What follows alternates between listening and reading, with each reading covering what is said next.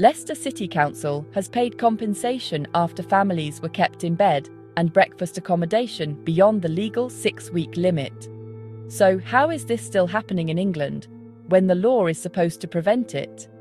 And is this a failure to follow housing law, or a housing system under pressure that can no longer meet its duties?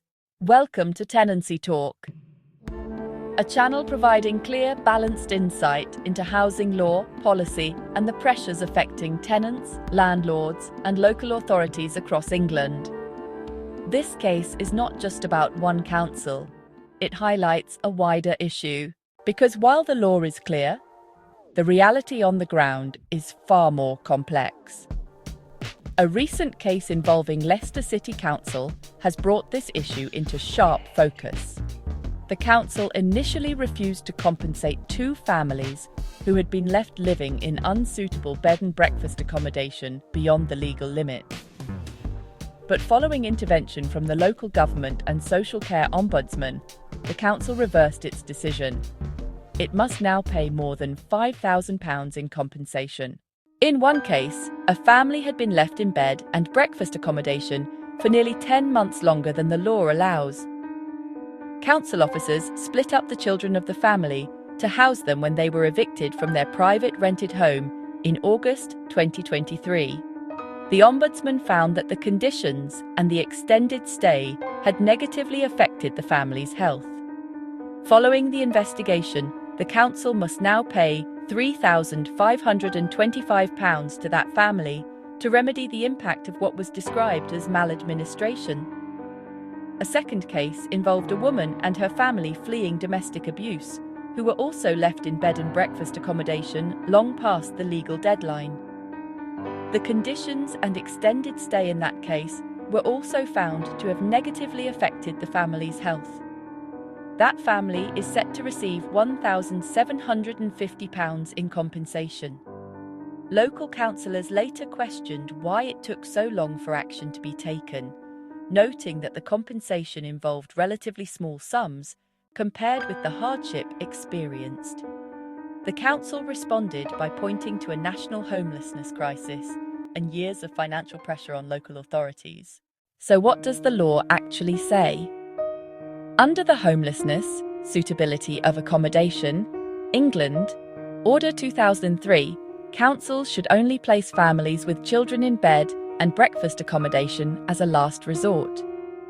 This type of accommodation is intended for emergency situations where there is no immediate alternative.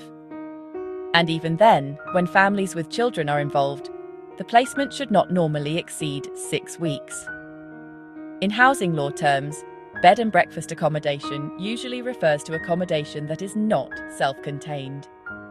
Families may be required to share bathrooms and washing facilities with other residents.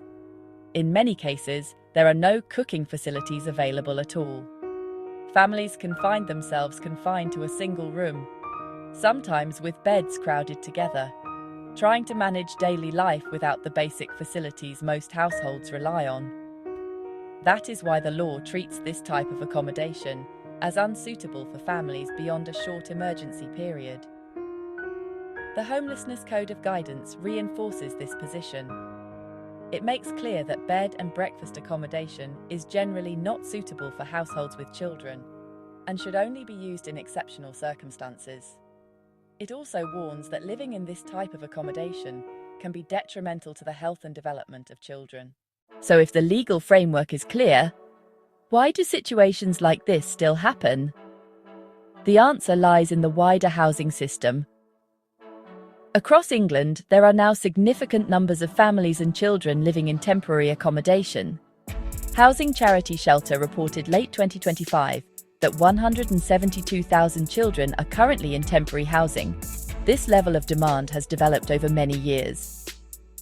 One of the most significant factors is the long-term shortage of affordable and social housing. Levels of investment have not kept pace with demand.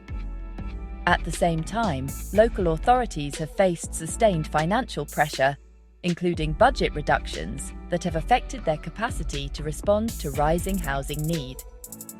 These structural pressures have reduced the availability of stable, long-term housing options. As a result, more households rely on the private rented sector. And when that housing is no longer available, the impact can be immediate. The ending of a private tenancy remains one of the most common triggers for homelessness in England. In some cases, this is linked to the use of a Section 21 notice, which allows landlords to regain possession of a property without needing to prove fault by the tenant. However, it is important to view this in context. Section 21 is one part of the housing crisis in England. Rising rents, limited housing supply, and affordability pressures all play a role in households being unable to secure alternative accommodation. When a tenancy ends and a household is at risk of homelessness, local authorities have statutory duties to assess the situation and take steps to prevent homelessness where possible. If a household cannot remain in their accommodation, the authority may owe what is known as a relief duty. And where there is a priority need, including households with dependent children, the council may be required to secure temporary accommodation. This is how many households come to be placed into emergency housing in the first place. When housing demand rises and suitable accommodation is scarce, councils can struggle to move households into self-contained housing within short timeframes. And when that happens, families can remain in emergency accommodation far longer than the law originally intended. The increase in families threatened with homelessness through the Section 21 process has had an impact on households and local councils whose statutory duty is to assist them. The Renters' Rights Act strengthens renters' rights by abolishing Section 21 on 1st of May 2026. Supporters argue that removing Section 21 could reduce the number of households suddenly losing their homes and provide housing security for private tenants. Critics argue that removing Section 21 does not address the underlying issue of housing supply. Without an increase in available housing, pressure on councils and temporary accommodation is likely to continue.